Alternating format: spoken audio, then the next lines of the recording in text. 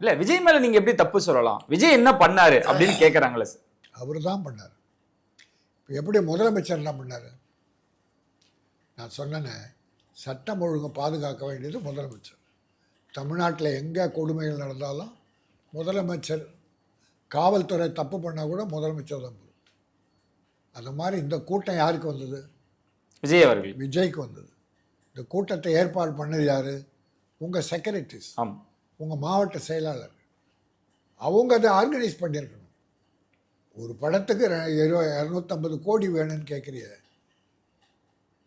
உனக்கு பவுன்சர்ஸை வேறு தனியாக ஷூட்டிங் போகும்போது 4-5 பவுன்சரை வச்சுக்கிற. இப்போ இந்த கூட்டத்துக்கு மக்களுக்கு என்ன பவுன்சரை வச்சா? அங்கே கூட உனக்கு பவுன்சர் பாதுகாப்பு. சேஃபாக போகிறீங்க, ஏசி காரில் இருக்கீங்க. காலைல 8 மணிக்கு 8:30 மணிக்கு கூட்டம் சொல்லிவிட்டு வீட்டில் கிளம்புறதே 8:30, 7:30 மணி லேட். இந்த 7 மணி நேரத்தில் மக்கள் வெயிலில் தண்ணி இல்லாமல் பாத்ரூம் தாய்மார்கள் பட்ட வேதனை.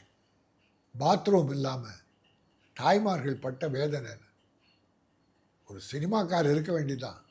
அதுக்காக இவர் வாண்டடாக இவர் தான் பண்ணார். அந்த கூட்ட நெரிசல் வருவதற்கு காரணம் விஜய் 7:30 மணி நேரம் லேட்டாக வந்தது தான் காரணம். 8:30ன்றது ஒரு 9-9:30 வந்திருந்தா கூட இவ்வளோ கூட்டம் கூடியிருக்காரு.